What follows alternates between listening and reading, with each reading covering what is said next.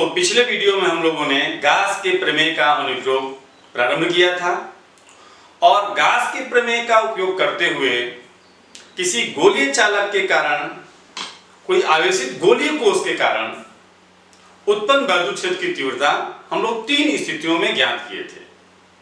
अगर कोई बिंदु उस गोलीय कोष के बाहर स्थित हो, उसके पृष्ठ पर स्थित हो और उसके अंदर स्थित हो।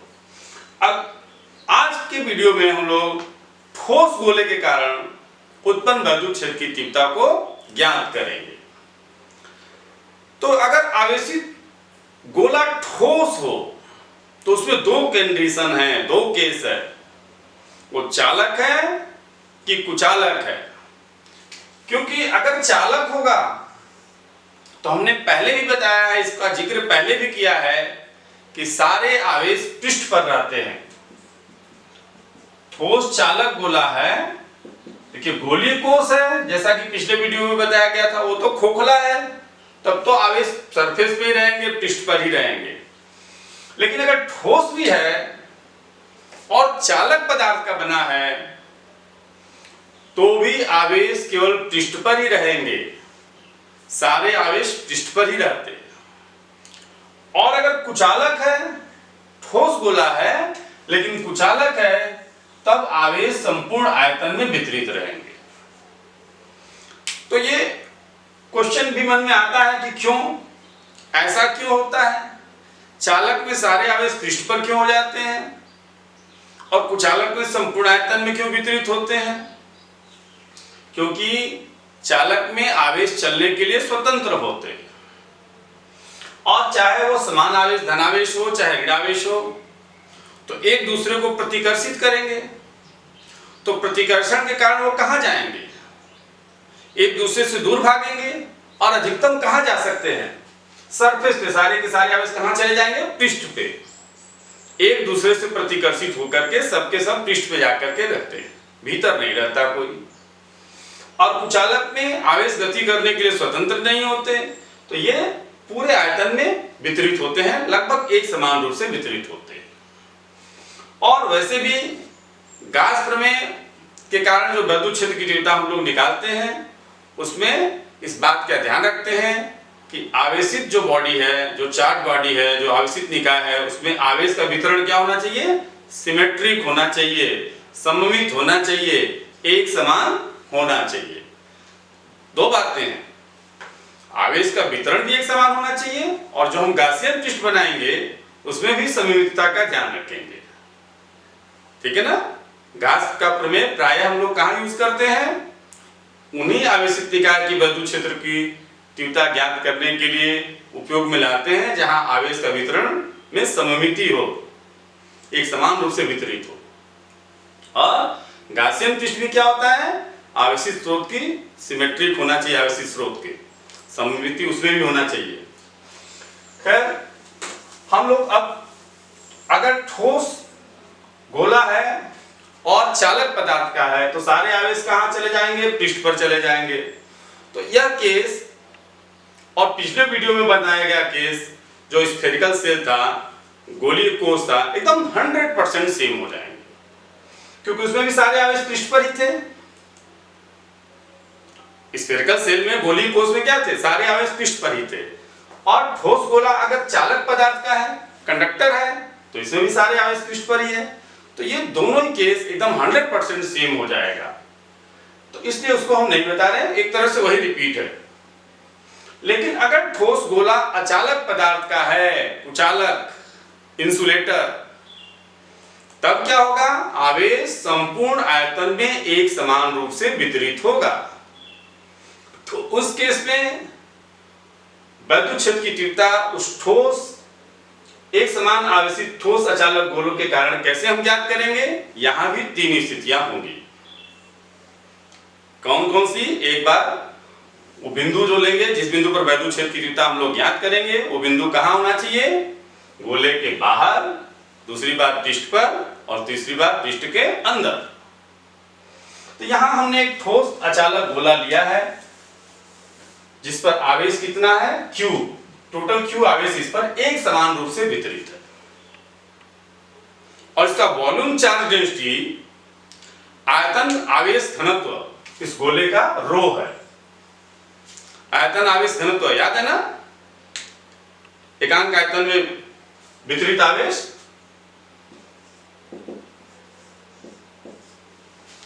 और इस गोले की त्रिज्या कितनी है, capital R.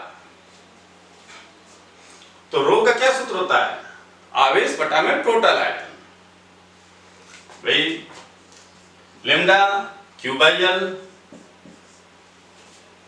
Linear charge density, एक ही आवेश घनत्व, याद है ना, एक वीडियो बताया गया था। और सरफेस चार्ज डेंसिटी, पृष्ठ आवेश घनत्व क्यू बाई ए, और वॉल्यूम चार्ज डेंसिटी, आयतन आवेश घनत्व क्यू बाई बी। ये तीन सूत्र है, dq by dl, dq by dA और dq बाई dV करके बताए थे।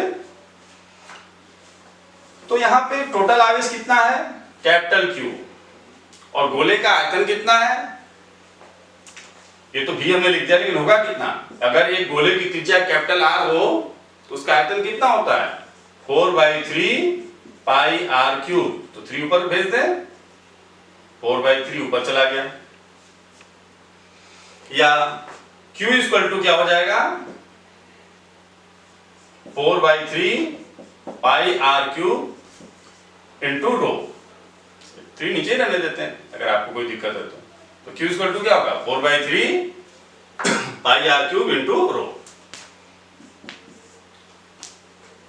तो जब हम लोग वैद्युत क्षेत्र की तीव्रता ज्ञात करेंगे तो Q के पदों में भी उसको व्यक्त कर सकते हैं, रो के पदों में भी व्यक्त कर सकते हैं, दोनों के पदों में हम लोग आंसर देंगे। जो व्यंजक प्राप्त होगा इसके पद में भी देंगे, इसके पद में भी, दोनों के पदों में। तो अब हम आइए पहले केस पर विचार करते हैं। क्या है पहला केस, यदि बिंदु P गोले के बाहर हो, ठोस गोले के बाहर हो, small r is greater than capital R। देखिए अब क्या करेंगे,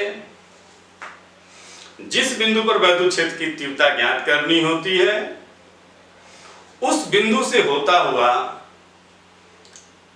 एक गासियन पृष्ठ खींचा जाता है जिसका चयन चतुराई भरा होना चाहिए। चतुराई से, जो चतुर है वो तो चतुराई से उसका चुनाव करेंगे, बाकी डॉट डॉट डॉट। तो क्या इसमें चतुराई है, गासियन पृष्ठ के चुनाव करने में कौन सी बहुत बड़ी चतुराई लगानी है, सिमेट्रिसिटी का ध्यान रखना होता है, सममितता का ध्यान रखना होता है। हमने क्या बताया था, इस प्रकार से आप चुनिएगा गासियन पृष्ठ कि उस पर स्थित प्रत्येक बिंदु की, जो गासियन पृष्ठ होगा उस पर स्थित प्रत्येक बिंदु पर वैद्युत क्षेत्र की तीव्रता का परिमाण एक समान रहे तथा वो पृष्ठ के अभिलंबवत भी रहे, तो इसका ध्यान रखा जाता है। तो इससे हम लोग क्या होता है, उसके बाद उस पर लघु क्षेत्रफल डीए से गुजरने वाला वैद्युत फ्लक्स डी फाई निकाल लेते हैं, और उसके बाद तो सरफेस इंटीग्रल कर देते हैं। यही तरीका तो बार बार अपनाया जाता है, यहां भी वही करेंगे।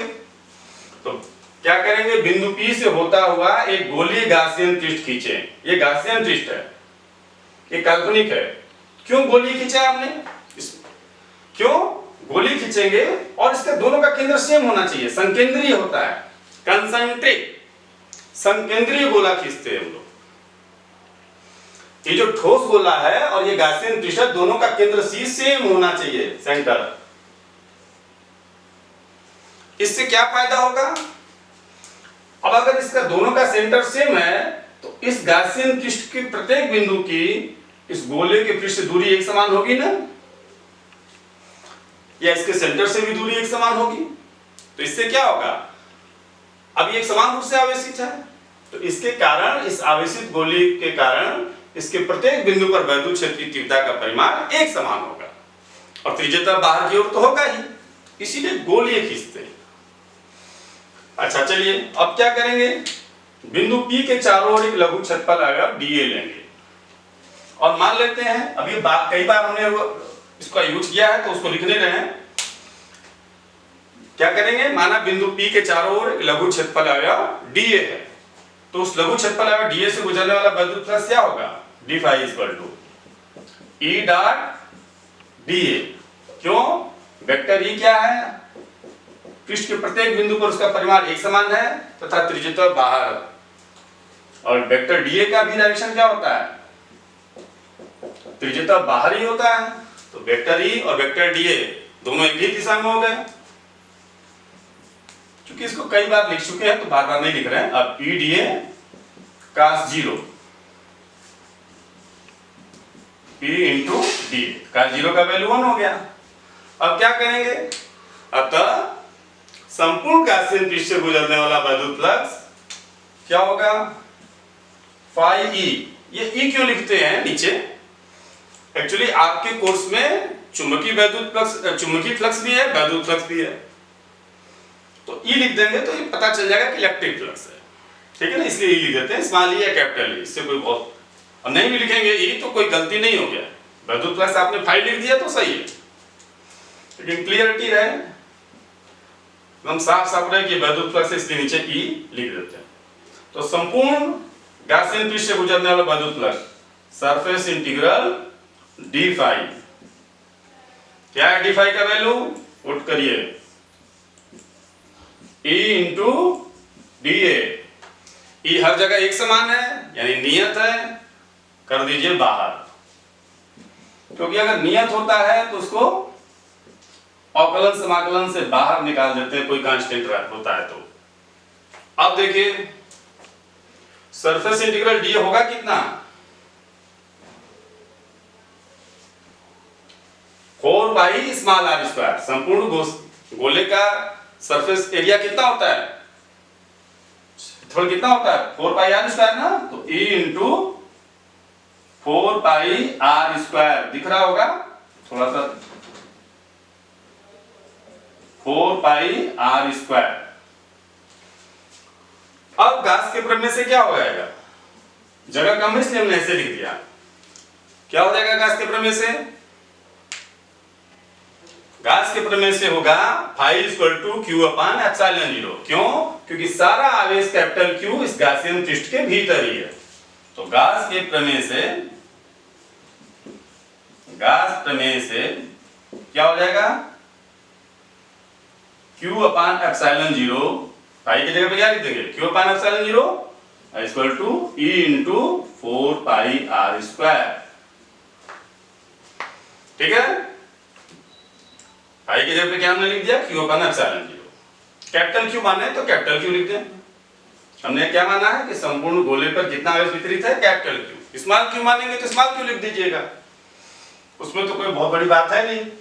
अब ये मिटा दिए तो E इक्वल टू क्या हो जाएगा? 1 upon 4 pi epsilon 0 capital Q upon small R square. ये फर्स्ट केस में इक्वेशन नंबर 2, 3 हो गया। ये पहली स्थिति में वैद्युत क्षेत्र की तीव्रता, और एकदम लगभग वैसे ही है जैसे कि गोलीय कोष के कारण वैद्युत क्षेत्र की तीव्रता हम लोग निकाले थे। लेकिन अब इसको रो के पदों में लिखना चाहते हैं तो वहां बदल जाएगा, क्योंकि यहाँ आवेश पूरे आयतन में वितरित है। यहां तक तो बिल्कुल सेम है, तो Q का वैल्यू भी रख दें। क्या है Q का वैल्यू? लीजिए, रखा गया 1 अपान 4 पाई एप्सिलॉन 0। क्या है Q का वैल्यू? 4। ये मिटा देते हैं,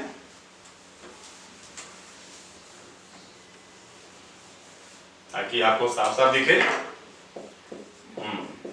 4 पाई एप्सिलॉन 0, Q का value 4 pi are cube rho upon 3। ये Q का वैल्यू हो गया, और आर स्क्वायर तो पहले से है 1 upon 4 pi epsilon 0। Capital Q का वैल्यू क्या हमने रख दिया? 4 pi are cube rho upon 3, और आर स्क्वायर पहले से है। क्या हो जाएगा? 4 पाई से 4 पाई कैंसिल हो गया। क्या आया? R cube rho upon 3 epsilon 0 R square, या रो आर क्यूब कर दीजिए।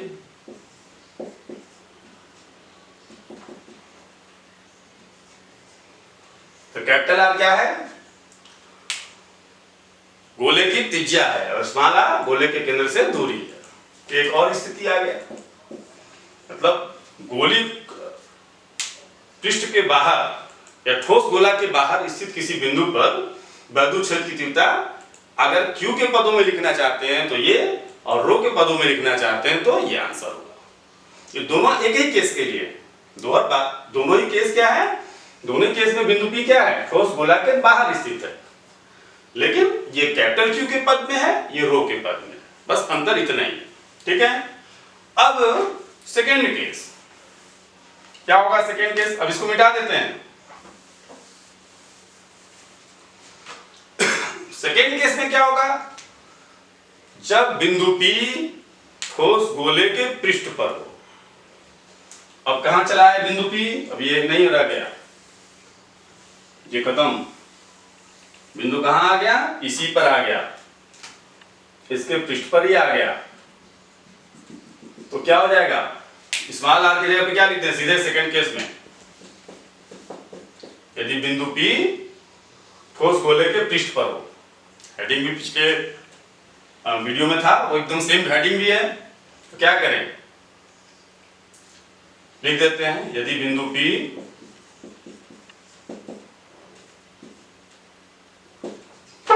गोले के पृष्ठ पर हो।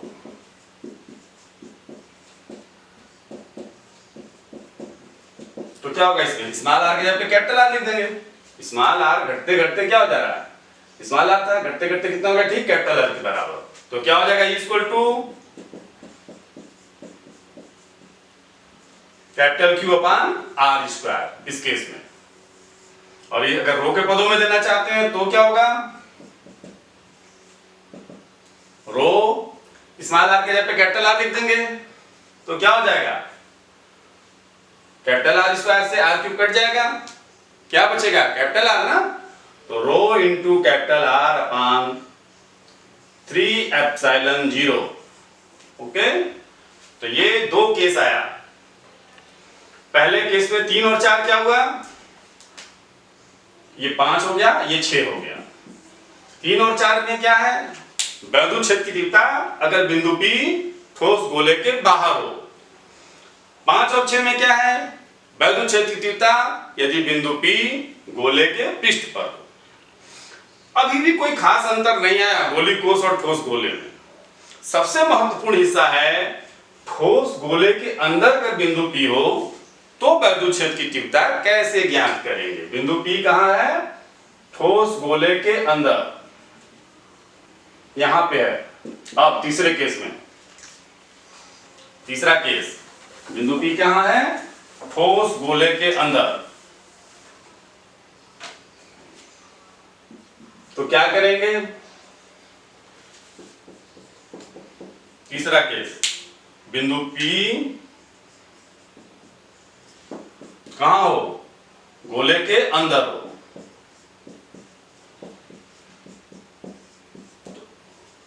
गोली कोष के केस में तो 0 हो गया था, यहां भी देखिए 0 हो रहा है क्या कि नहीं हो रहा है। तो इसमें सबसे पहले क्या करेंगे, उस बिंदु P से होता हुआ, जिस बिंदु पर वैद्युत क्षेत्र की तीव्रता निकालना होता है, उससे होता हुआ गासियन पृष्ठ खींचते हैं। तो हमने कैसा गासियन पृष्ठ खींचा है, गोलीय गासियन पृष्ठ। और फिर बिंदु P के चारों लघु क्षेत्रफल dA ले लेते हैं, और बिंदु P पर वैद्युत क्षेत्र E और वेक्टर dA, वैद्युत क्षेत्र E, वेक्टर E और वेक्टर dA दोनों क्या होंगे, त्रिज्यता बाहर की ओर ही होंगे। फिर इस केस में भी तो क्या होगा, उस सूक्ष्म क्षेत्रफल dA से गुजरने वाला वैद्युत flux d phi equal to क्या होगा, फिर से E dot dA, E dot dA मतलब E dA का 0, क्योंकि दोनों के बीच का कोण 0 ही है। तो फिर कितना हो गया, E इंटू dA। अतः संपूर्ण गॉसियन पृष्ठ से गुजरने वाला वैद्युत फ्लक्स, जिसको बार बार हम लोग करते हैं d phi, क्या करते हैं, बार बार एक लघु क्षेत्रफल से गुजरने वाला वैद्युत फ्लक्स निकाल लेते हैं, और फिर संपूर्ण पृष्ठ से गुजरने वाले वैद्युत फ्लक्स के लिए क्या करते हैं, surface integral d phi। Now put the value रख दीजिए, E dA, E एक समान है यानी कि कांस्टेंट है, इसको कर दीजिए बाहर। सरफेस इंटीग्रल dA क्या हो जाएगा, 4 पाई स्मॉल r स्क्वायर, या लेकिन यहां स्मॉल r क्या है, वो स्मॉल r और स्मॉल r में अंतर है, चाहे इसको आप r डैश भी लिख सकते हो। इस तीसरे केस में क्या है, small R is less than capital R है। तो आप चाहे तो इसको आर डैश भी लिख सकते हो, नहीं तो स्मॉल आर भी लिख सकते हो। तो ये कंडीशन क्लियर कर दीजिए, ठीक है। अब गास के प्रमेय से, गास का प्रमेय क्या कहता है? गास का प्रमेय कहता है कि किसी भी बंद पृष्ठ से गुजरने वाला वैद्युत फ्लक्स उस पृष्ठ द्वारा परिबद्ध कुल आवेश का 1/ε0 गुना होता है। तो गोली कोष के कंडीशन में तो इसके भीतर कोई आवेश था ही नहीं, लेकिन ठोस गोले के केस में अगर अचालक गोला है तो ऐसा तो होगा नहीं कि इसके भीतर आवेश है नहीं, क्योंकि आवेश तो संपूर्ण गोले में, गोले के संपूर्ण आयतन में एक समान रूप से वितरित है। लेकिन जीरो तो नहीं होगा, लेकिन कैपिटल क्यू भी नहीं होगा, क्योंकि कैपिटल क्यू तो पूरे गोले पर वितरित है। ये तो छोटा गोला है, इसमें तो कम आवेश आएगा ना। पूरे गोले में अगर कैपिटल क्यू आवेश है तो थोड़ा सा छोटा गोला होगा तो उसमें तो कम ही आवेश होगा ना। बोलिए क्यों? इतना बड़ा डिब्बा है, पूरा भरा हुआ है, तो उसमें ज्यादा सामान आएगा पूरा भरा हुआ है, या उसको थोड़ा छोटा डिब्बा हो, सामान तो दोनों आएगा भरा हुआ है तो, लेकिन जो छोटा होगा उसमें तो कम आएगा ना।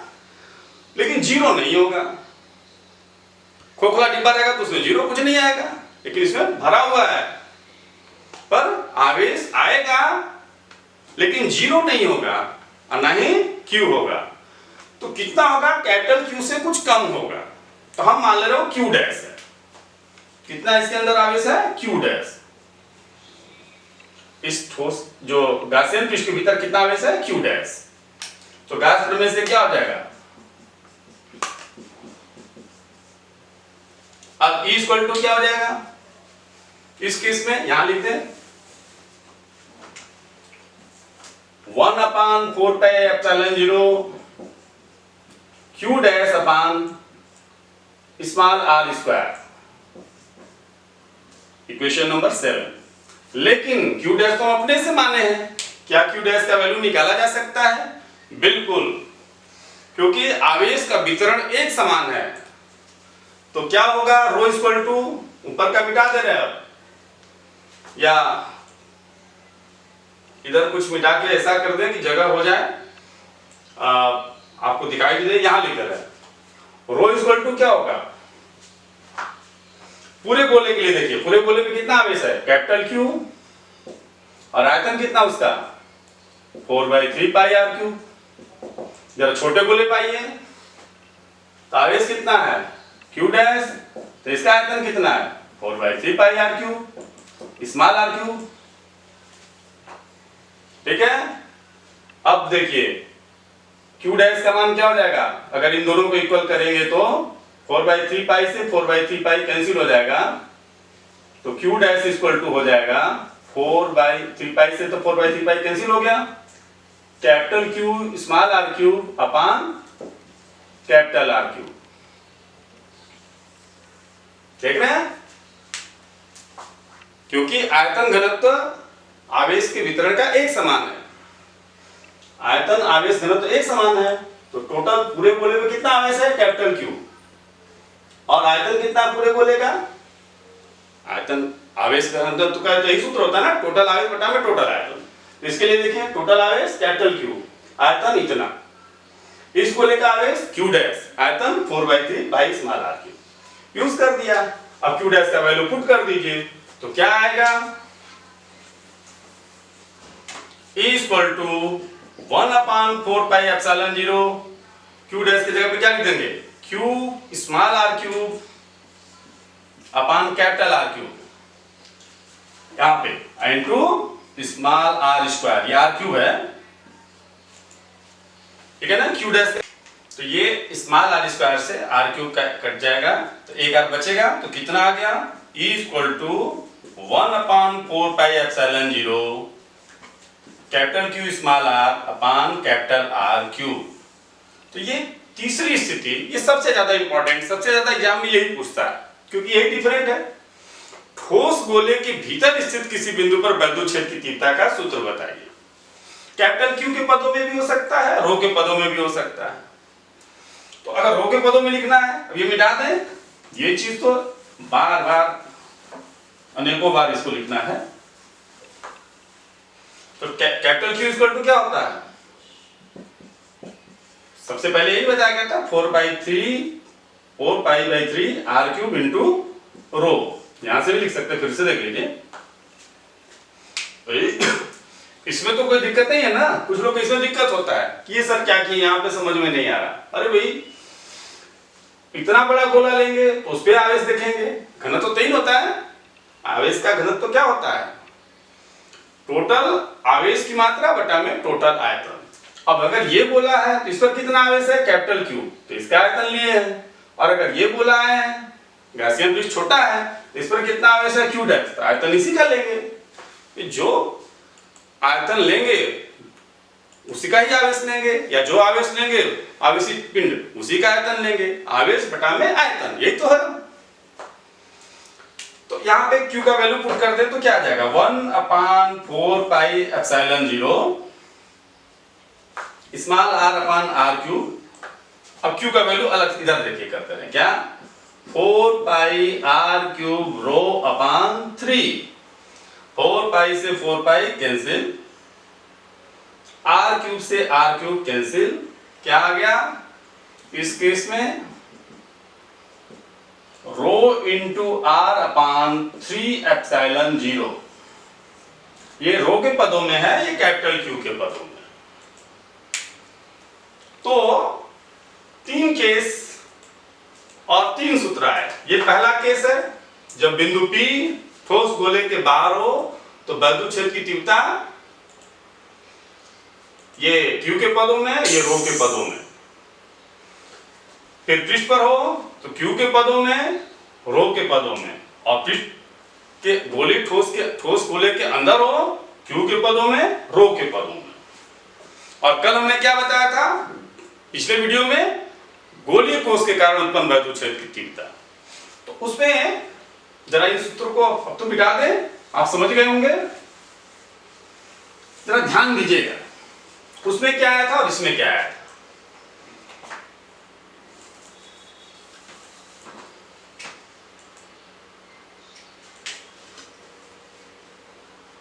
ये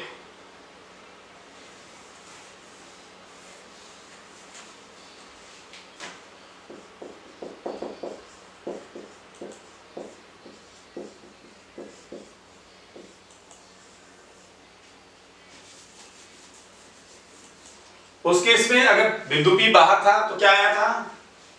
E = 1/4πε0 Q/r²। वहां आवेश स्मॉल q लिया था हमने। अगर कैपिटल Q लेंगे तो कैपिटल Q भी कर देंगे, उससे कोई प्रॉब्लम नहीं है। और फिर सिग्मा के पदों में क्या आया था? सिग्मा = क्या होता है? Q/4πr²। कैपिटल R गोले की जो गोली कोष था उसकी त्रिज्या थी। तो क्या हो गया वहां पे?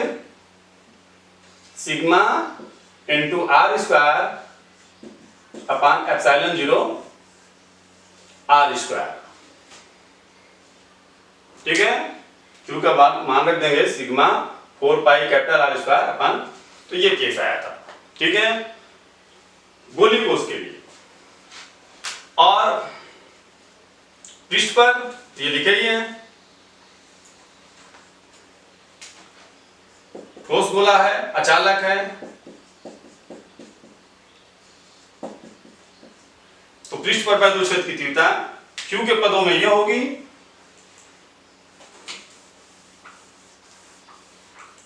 और रो के पदों में क्या होगी? Rho into r/3ε0। ठीक है। और तीसरा केस, अच्छा उसमें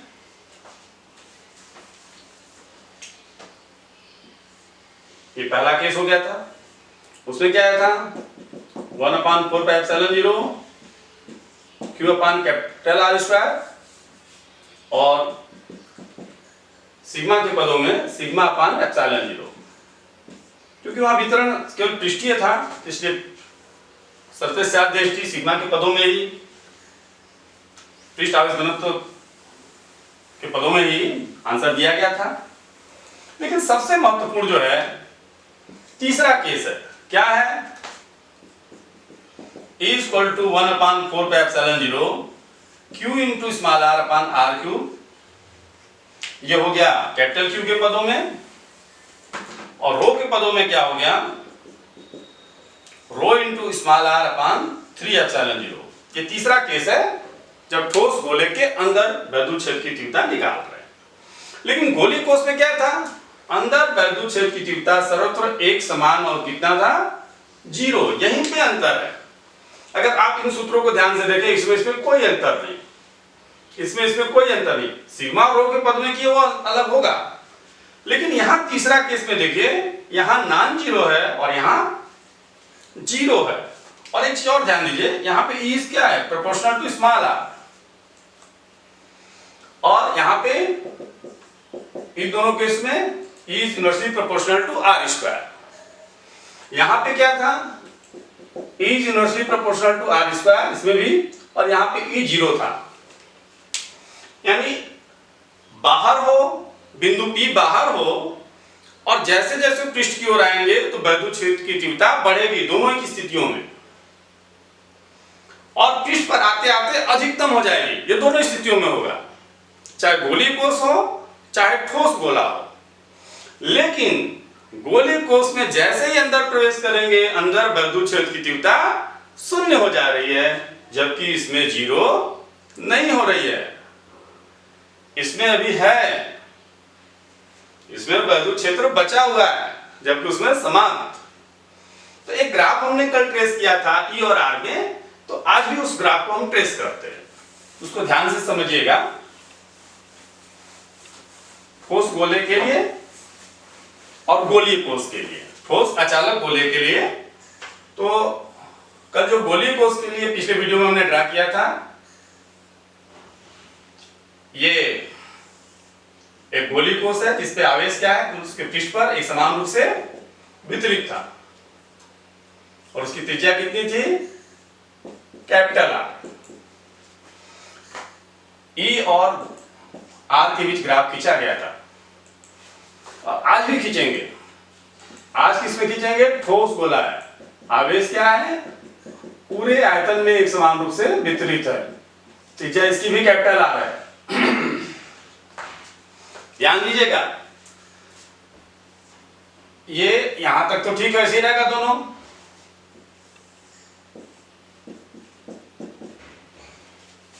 जब तक R का मान क्या होगा, इस रेंज में, इस रीजन में R का मान क्या है, कैपिटल R से बड़ा है इधर जाने पे, ठीक है ना।